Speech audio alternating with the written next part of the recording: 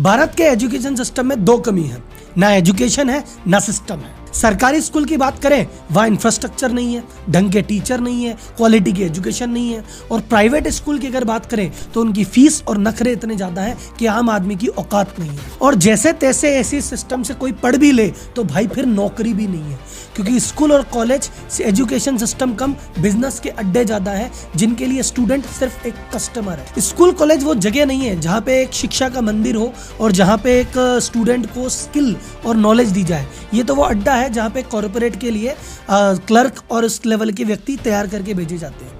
जो कुछ भी आज हमारे युवा के साथ गलत है वो स्कूल कॉलेज के सिस्टम की देन है, और ये चीज मैं इस वीडियो में प्रूव करके रहूंगा। पहले के जो फोन होते थे गोल गोल घुमा के उसमें डायल करना होता था, आजकल का फोन इतना अपडेट हो गया है कि हम वीडियो कॉलिंग तक कर सकते हैं। आपका टीवी बदल गया, आपका फ्रिज बदल गया, आपका एक एक इक्विपमेंट बदल गया, पर आपका एजुकेशन सिस्टम वही 100 साल पुराना सड़ा हुआ सा सिस्टम है जो अब किसी काम का नहीं। पेरेंट्स अपना पेट काट के, अपने सपनों का गला घोट के हर चीज पे कॉम्प्रोमाइज करते हैं, बस एजुकेशन पे नहीं करते। एजुकेशन के लिए कोई गहने गिरवी रख रहा है, कोई जमीन बेच रहा है इस उम्मीद में कि मेरे बेटे की लाइफ सेट हो जाएगी, करियर बन जाएगा। लेकिन इतना कुछ करने के बाद भी नौकरी मिलती नहीं है, और मिल भी जाए तो ऐसी नौकरी कि पूरा मूल तो छोड़ो, ब्याज भी नहीं चुक सकता। तो आखिर ऐसा क्या गलत है इस एजुकेशन सिस्टम में, और है तो इसके लिए जिम्मेदार कौन है? गवर्नमेंट, पेरेंट्स, स्कूल, कॉलेज या स्टूडेंट खुद? हम एक एक करके सबकी भूमिका चेक करेंगे और सिर्फ समस्याओं का रोना नहीं रोएंगे, हम सॉल्यूशन की भी बात करेंगे कि आखिर वास्तव में सॉल्यूशन है क्या।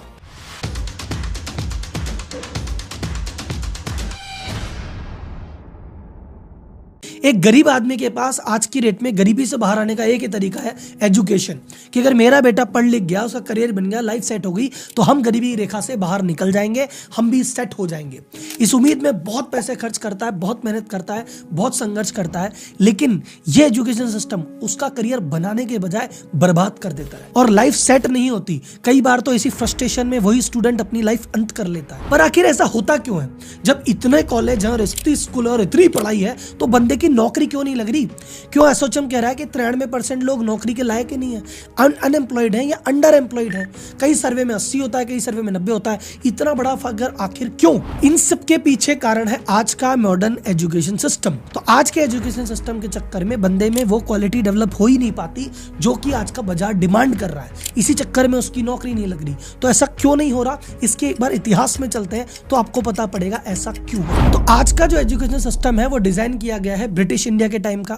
लॉर्ड मैकॉले ने इस सिस्टम को डिजाइन किया था। जब सिस्टम को डिजाइन किया था तो उस समय इनको काम करवाना था बहुत सारा, पर क्लर्क की कमी थी, जूनियर लेवल के लोगों की कमी थी, सीनियर लेवल के लोगों की कमी नहीं थी, क्योंकि सीनियर लेवल पे तो राज करना है वो तो ब्रिटिश खुद ही करेंगे। तो टॉप लेवल तो ब्रिटिशर्स के लिए रिजर्व था, नीचे लेवल के लिए आदमी चाहिए था। तो बोले यार इंडिया में तो लोग है नहीं हमारे काम के, तो बोले कोई बात नहीं, एक एजुकेशन पॉलिसी लाओ और इनको हमारे जैसा बनाओ। अब एजुकेशन सिस्टम का मतलब होता है किसी भी स्टूडेंट में एक चरित्र का विकास करना, उसे एक बढ़िया समझदार सभ्य नागरिक बनाना। लेकिन अंग्रेज ऐसा क्या सोचेंगे कि भैया हमें अच्छा आदमी बनाना है? बोले हमें तो ऐसा आदमी बनाना जो हमारे काम का हो। तो बैठ के मैकॉले और उस जो टीम थी और उस समय के जो लोग थे कि भैया कैसे आदमी चाहिए बताओ।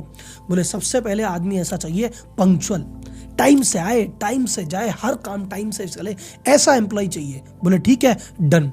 तो स्कूलों में आपके घंटी आई कि भैया सुबह घंटी है, टन टन टन टन टन, घंटी से आना है, घंटी से ही पीरियड लगेंगे, घंटी से ही लंच होगा, घंटी से ही वापस जाना है, ताकि हर बंदा घंटी से काम करने का आदी हो जाए।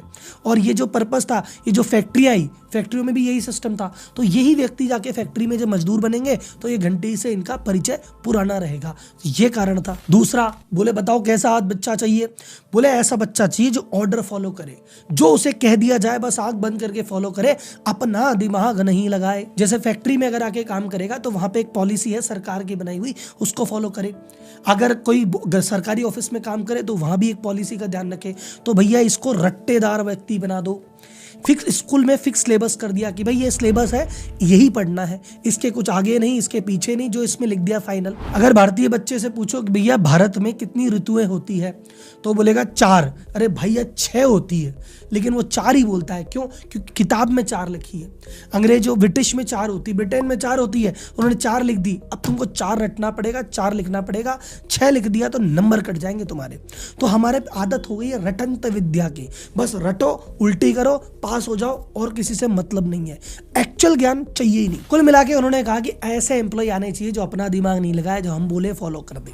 तो सिंपल वैसे ही एजुकेशन सिस्टम बना और ऐसे ही लोग आ रहे। तीसरा उन्होंने कहा कि मुझे ऐसा व्यक्ति चाहिए जो भाई साहब ऑर्डर फॉलो करे, और नहीं फॉलो करे तो भैया डंडा भी मार दूं तो कुछ कहे नहीं, क्योंकि ये जब व्यक्ति सरकारी नौकरी में आएगा, काम नहीं करेगा तो इसका अफसर इसको मार भी सकता है, अंग्रेज है भाई साहब। फैक्ट्री में काम करेगा तो सुपरवाइजर मारेगा। इसकी आदत कैसे डलाए? स्कूल में टीचर डाल दिया, बोले तेरा काम क्या है, जो सिलेबस का रट्टा है वो रट्टा लगवा, जो रट्टा नहीं लगाए ना मारो। हाथ की उंगली में पेंसिल फंसा के ऐसे दबा दो, लकड़ी से मारो, बाहर खड़ा करो, टेबल पे खड़ा करो, बेइज्जत कर दो। तो स्कूल बेसिकली टॉर्चर सेंटर ज्यादा हो गया था। फिर एक और चीज जो मेरे को स्कूल ने नहीं सिखाई, या लॉर्ड मैकॉले के सिस्टम में ऐसी थी कि भैया कल को ज्यादा इनमें लीडरशिप के गुण डेवलप मत कर देना। कल को ये लीडर बन गए, नेता बन गए, हमारे खिलाफ ये आंदोलन खड़ा कर देंगे। एक हमें स्ट्रॉन्ग पर्सनैलिटी नहीं, एक दब्बू पर्सनैलिटी चाहिए। जो ओरिजिनल आइडिया लाए वो आदमी नहीं चाहिए, जो कॉपी करे वो वाला आदमी चाहिए। और इसीलिए इनके आपस में कोलैबोरेशन नहीं होना चाहिए, दोस्ती नहीं होनी चाहिए।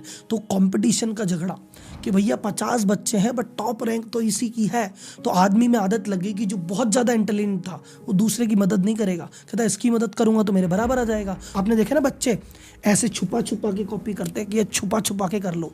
तो ये इंडिया में ये आ गया कि भाई जिसके पास टैलेंट है भाई छुपा छुपा की तरह काम कर ले, बांट मत देना, कोलैबोरेट मत कर लेना, एक दूसरे तेरे साथी को बढ़ा मत देना। ये अंदर ही अंदर आपके अंदर चीजें डेवलप करा दी। तो अगर आप वर्ल्ड में कहीं भी देखोगे तो चाइना में अगर किसी ने कुछ अच्छी चीज डेवलप कर ली तो वो पूरा ग्रुप बनाते हैं, एक दूसरे को सपोर्ट करते हैं, चलो सब आगे बढ़े।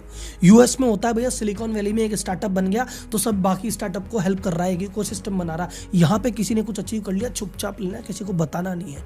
तो बॉन्डिंग कभी हुई नहीं, ट्रस्ट कभी बना ही नहीं, लीडरशिप कभी आई नहीं, ओरिजिनल आइडिया आए नहीं, सिर्फ कॉपी करना, रटना, गधे जैसे घिसना, ये हमको आ गया। तो अगर आपको लगता है कि राहुल जी इस तरह से तो बात को हमने कभी सोचा ही नहीं कि स्कूल हमारे साथ ये कर रहा है, कॉलेज हमारे साथ ये कर रहा है, हमारी जो पर्सनैलिटी इस तरह से शेप हो रही है, जिस तरह से हम बन रहे हैं, ये स्कूल कॉलेज के इस घटिया सिस्टम की वजह से बन रहे हैं। अगर आपको ये लग रहा है तो मुझे लाइक करके वीडियो के माध्यम से बताना और एक कमेंट जरूर करना, क्योंकि ये मेरे ही मन की उपज है, मैं ही हवा में चीजें फेंक रहा हूँ, या वास्तव में ऐसा हुआ है, मुझे कमेंट बॉक्स में आपका साथ चाहिए। तो आपको इस सवाल का जवाब मिल गया होगा कि इनकी नौकरियां क्यों नहीं लगती।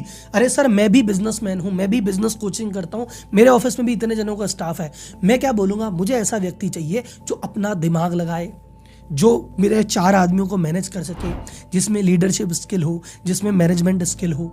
बट अगर एजुकेशन सिस्टम से ऐसा बंदा आया जो 4 आदमियों से काम करा ही नहीं सकता, वो तो बस खुद का काम कर लेता है, वही बहुत है, और वो कहता है मुझे जितना बताओगे उतना करूंगा। आप सभी बिजनेसमैन जितने भी वीडियो को सुन रहे हैं, आपको अपने एम्प्लॉय से सबसे बड़ी दिक्कत क्या है कि सर जी मुंह से बताते हैं जब तो कर लेता है, बिना बोले अपने मन से कुछ करता ही नहीं है। सामने तो काम कर लेता है, पीठ पीछे तो करता ही नहीं है। ये अकेला तो काम कर सकता है, इसमें करवाने की कैपेबिलिटी नहीं है। तो यही सारी चीजें तो एक बिजनेसमैन ढूंढ रहा है। जब इसमें व्यक्ति को मिलती नहीं है तो क्या करेगा? या तो हायरिंग ही नहीं करेगा, या हायरिंग करेगा तो जूनियर पौधे पे करेगा, कम सैलरी देगा, ज्यादा तुमको देगा नहीं, कभी तुम्हारी ग्रोथ नहीं होगी। तो तुम्हारा जो ऐसा चरित्र बना जिसकी वजह से ना नौकरी लग रही ना ग्रोथ हो रही, क्यों? क्योंकि स्कूल कॉलेज ने तुम्हें ऐसा बनाया। और इसी कारण से एज अ बिजनेस कोच मैं आपको यहां से कह रहा हूं, भारत में 90% लोग सेल्फ एम्प्लॉयड हैं, खुद का काम खुद करके राजी हैं। देखो, अमेरिका में बड़े बड़े बिजनेस निकले, चाइना में बड़े बड़े बिजनेस निकले, इंडिया में बड़े बड़े बिजनेस नहीं निकलते। हर गली मोहल्ले में है चीजें हैं, पर बड़ी नहीं बनती। क्यों नहीं बनती? क्योंकि बड़ा बनाने के लिए आपको एक बड़ी टीम बनानी पड़ेगी, चीजों को फैलाना पड़ेगा। यहाँ पे तो आदमी नहीं मिलते, टीम कैसे बनाएगा? यहाँ पे तो ट्रस्ट ही नहीं कर सकता आदमी पे, टीम कैसे बनाएगा? यहाँ पे तुम 2 आदमियों को सिखाओगे तो तुम्हारा काम बाद में करेगा, कॉपी करके सामने दुकान पहले खोल लेगा, तो क्या करेगा आदमी? तो लो ट्रस्ट सोसाइटी है, यहाँ कोई किसी की मदद नहीं कर रहा, कोई जो सपोर्ट नहीं कर रहा, बस कॉपी कर रहा है। तो आदमी क्या सोचता है, मेरा काम बस मैं कर लूँ वही बहुत है। तो अगर किसी ने किराने की दुकान खोली, कहता है एक ही दुकान बहुत है, चाहूँ तो 4 दुकान कर लूँ, पर आदमी चाहिए, वो आदमी मुझे मिलते नहीं है, और आदमी को ढूंढूंगा, सिखाऊंगा तो कंपटीशन में खुद दुकान खोल लेंगे। मेरा तो यही भला। इसीलिए भारत में बड़े बड़े बिजनेस पे भी नहीं निकले, छोटे छोटे बिजनेस बहुत सारे हैं, बड़ा बिजनेस नहीं है। तो अगर आपको यहाँ पे लगता है कि यार आप भी व्यापारी हो और आपके अंदर भी ये चीज है कि यार आखिर क्या, तो मैं बताऊं सर, आपको आज तक किसी ने लीडरशिप नहीं सिखाई, आज तक किसी ने हायरिंग नहीं सिखाई, आज तक किसी ने मैनेजमेंट नहीं सिखाया, आज तक किसी ने बताया नहीं कि चीजों को स्केल कैसे किया जाता है, फ्री कैसे रहा जाता है। मैं एक मेरी तरफ से एक ऑनेस्ट प्रयास कर रहा हूं। मैं बिजनेस कोच हूं, मैनेजमेंट कंसल्टेंट हूं, CEO हूं। हर हर संडे व्यापारी टू सीईओ करके एक वेबिनार करता हूँ, जिसमें व्यापारी की जो जो मिस्टेक्स करता है, जो जो गलतियां करता है, जिन वजह से वो आगे नहीं बढ़ पा रहा, उनको डिस्कस करते हैं। और इन चीज़ों में एक सीईओ कैसे बिजनेस बड़ा करता है, कैसे चीज़ों को नेक्स्ट लेवल लेके जाता है और कैसे एम्प्लॉय मैनेजमेंट करता है, ये सभी चीज़ें डिटेल में सिखाई जाती है। तो अगर आपको लगता है कि करंट एजुकेशन सिस्टम ने तो कुछ नहीं सिखाया और कुछ हटके कुछ अलग ऐसा सीखना चाहते हो जो अब तक नहीं सिखाया गया, तो मैं आपको इन्वाइट कर रहा हूँ इस संडे 10 से 2। डिस्क्रिप्शन में लिंक दिया है, आप रजिस्टर्ड कर सकते हैं और वहाँ पे आ सकते हैं। ये एक्सक्लूसिवली उन लोगों के लिए जो बिजनेस कर रहे हैं या बिजनेस करना चाहते हैं। बाकी सब लोग वीडियो में मेरे साथ आगे बढ़े। अब बात करते हैं कि राहुल जी इस एजुकेशन सिस्टम में और क्या क्या समस्या है, किन किन लेवल पे। तो मैं बोलूंगा पहली समस्या, जैसे मैंने कहा ना सिस्टम तो खराब है ही, एजुकेशन सिलेबस की बात करते हैं। इंडिया के सिलेबस में क्या है भाई साहब, भारत के स्कूल के सिलेबस में क्या है, ए स्क्वायर प्लस बी स्क्वायर का होल स्क्वायर क्या होगा साहब? मुझे चैट बॉक्स में टाइप करके बताओ किस किस ने अपनी जिंदगी में ए स्क्वायर बी स्क्वायर आगे जाके काम आया, किसको साइन थीटा बटे कॉस थीटा काम आया, किसको पाइथागोरस थ्योरम आगे जाके काम आई है। भाई साहब क्या कर रहे हो जीवन में, कम से कम ऐसी चीजें तो सिखा दो जो चीज हमको काम आती है। चेक कैसे भरें भाई साहब, खाता कैसे खुलाएं, क्रेडिट कार्ड लेना चाहिए कि नहीं लेना चाहिए, पैसे कैसे कमाएं, इन्वेस्ट कहाँ करें, इन्वेस्ट कहाँ ना करें, पैसा कैसे बनाया जाता है, कर्ज से कैसे दूर रहें, ये सारी चीजें जो वास्तव में काम आएगी वो तो सिखा रहे नहीं हो, फालतू की बातें सिखा रहे हो। और ये सारी लड़ाइयों के नाम 1600 में ये हुई, 1500 में ये हुई, इसका बेटा ये, इसका बेटा ये यहाँ मरा। अरे भैया गूगल से 1 मिनट में देख लेंगे, ऐसी चीजें क्यों रटवा रहे हो जो आउटडेटेड है। पढ़ाना है छोटा सा ब्रीफ में दे दो, थोड़ा सा कि हाँ ठीक है हिस्ट्री हमको पता होनी चाहिए, थोड़ी सी ब्रीफ में साइड में दे दो यार, क्यों रट्टा करवा रहे हो। हाथ जोड़ के निवेदन है भैया, प्रैक्टिकल नॉलेज दो जो काम आएगी। मुझे किताब में तुम सारी चीजें पढ़ाते हो, मैं रट्टा करके 100 नंबर ले आता हूँ, घर वालों की आंख का तारा होता हूँ, पर जब इंटरव्यू में टाई टाई फिस हो जाती है, क्योंकि इंटरव्यू में प्रैक्टिकल बात पूछेगा वो तो मुझे आती नहीं। इंटरव्यू में मैं कह दूँ अरे भाई ऑफिस का काम मत कराओ, मेरे से तो पूछ लो तराइन का युद्ध कब हुआ था। अरे भाई युद्ध का छोड़, तू काम कर पहले। सेकेंड चीज जो इंडियन में एजुकेशन में गड़बड़ है, टीचर्स की क्वालिटी की बात करूं मैं। गवर्नमेंट टीचर पे अगर अपन बात करते हैं तो गवर्नमेंट में आपको पता भैया राम भरोसे मामला है। अखबार भरे पड़े हैं कि भैया गणित की परीक्षा में जिसके 0 से भी कम आए, माइनस में नंबर आए, उसको एक गणित का टीचर बना दिया। कई हमने स्टिंग देखे जहाँ पे टीचर्स प्रॉपर बोल ही नहीं पा रही, बट सरकार की पॉलिसी ऐसी है, कहीं पे कोई रिजर्वेशन की पॉलिसी है, कहीं पे कोई दूसरा कारण है, पता नहीं क्या कारण है, उनको टीचर बना दिया गया जो बिल्कुल कैपेबल नहीं है। वो कैसे शिक्षा को आगे लेके जाएंगे। अगर कुछ व्यक्ति हैं जो कैपेबल हैं, ऐसा 2-4 केस होंगे, लेकिन कई ऐसे व्यक्ति हैं जो कैपेबल है कि हम कुछ करना चाहते हैं, उनके लिए इंफ्रास्ट्रक्चर ही नहीं है। पोस्टिंग दे देते हैं शहर से इतने दूर कि भाई बंदे का जाने का मन नहीं करता, जाता है तो उसका दिन भर तो उसी में दम निकल जाता है। फिर वहां जाके देखेगा तो टाट पट्टी नहीं है, कहीं पे जगह नहीं है, कहीं पे छत नहीं है।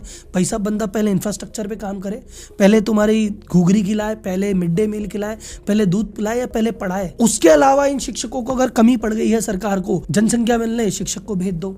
एक काम करो, पोलियो की दवा पिलाने शिक्षक को भेज दो। अरे ये आपको इलेक्शन करवाना है, शिक्षक को भेज दो। शिक्षक पढ़ाता कम है, ये काम ज्यादा करता है। अब ये तो थे सरकारी स्कूल जहाँ पे सरकार भूल चुकी है क्या करना है, कैसे करना है। अब इसमें आते हैं प्राइवेट स्कूल। प्राइवेट स्कूल में एक चीज ध्यान रखना, प्राइवेट स्कूल शिक्षा का मंदिर अब नहीं रहे, ये हो गए हैं बिजनेस हाउसेस। और बिजनेस हाउस का सिंपल सा मतलब है ज्यादा कमाई कम खर्चा। तो कमाई का सोर्स क्या है, फीस। तो फीस तो भैया बढ़ाते रहो बढ़ाते रहो बढ़ाते रहो। और कॉस्टिंग क्या है, टीचर्स की फीस, तो वो काटते रहो। तो जिस स्कूल में फीस 2-2 लाख रुपए की फीस स्टूडेंट से ली जा रही है, वहां पे टीचर को रख लिया 15,000 में, 20,000 में। अब यार 15,000 20,000 में तुम्हें बढ़िया टीचर थोड़ी मिलेगा। टीचर को अच्छे पैसे दोगे तो टीचर अपनी इच्छा से बनेगा। भारत में जिस तरह से टीचर की सैलरी है और जिस तरह से टीचर को रेस्पेक्ट इस समय दी जा रही है, कोई टीचर बनना नहीं चाहता, वो तो मजबूरी में बनता है। अब ये जो फैक्ट्री चल रही है, फैक्ट्री मतलब बिजनेस हाउस, ये जो स्कूल कॉलेज के नाम पे जो स्कूल कॉलेज कहते हो, ये आजकल की डेट में बिजनेस के अड्डे है, फैक्ट्री है।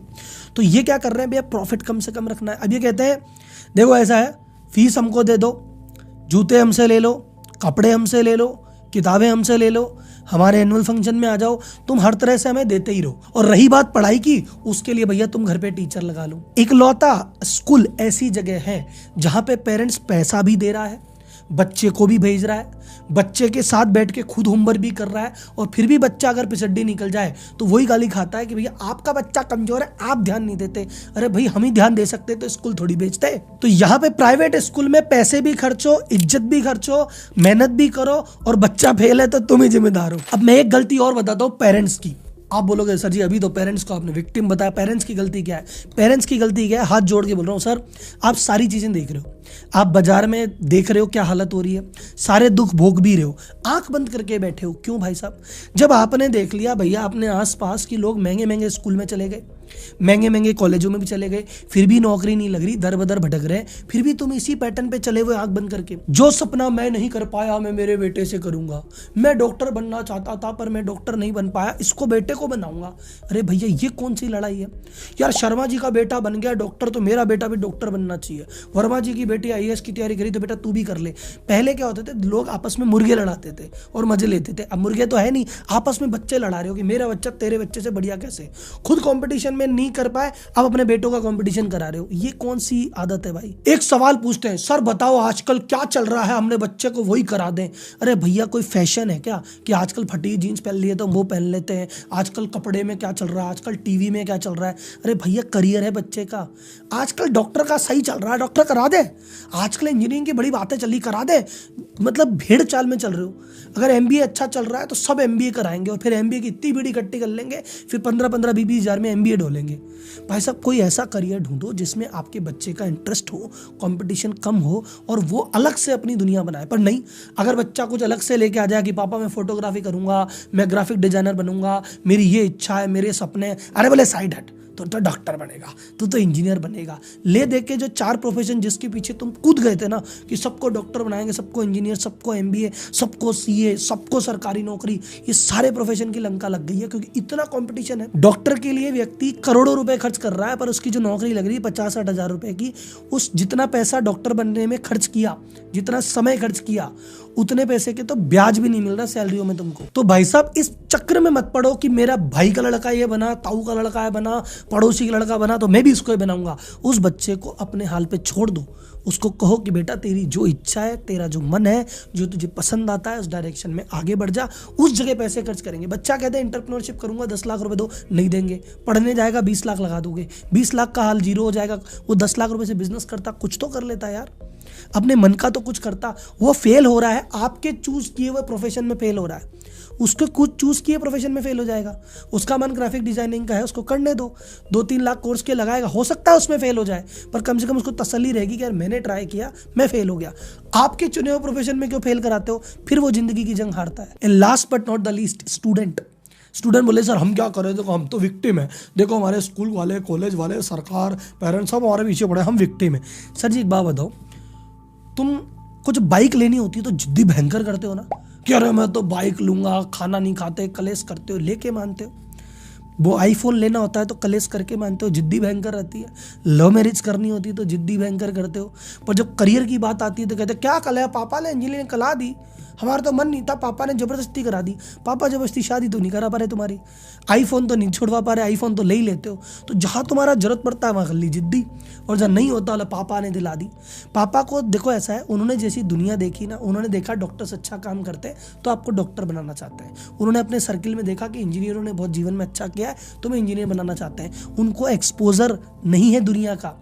आपने दुनिया देखी, अपने आसपास बड़े भैया लोगों को, आस पड़ोसी को जानते हैं कि यार इन्होंने ये चीज़ कर ली, इनका हुआ नहीं और मेरा इसमें इंटरेस्ट है, मुझे करने दो। अपने पिताजी को बार बार धीरे धीरे समझाओ, माता पिता को समझाओ, एक्सपोजर बताओ। जो तुम चीज़ करना चाहते हो उसका एक्सपोजर बताओ।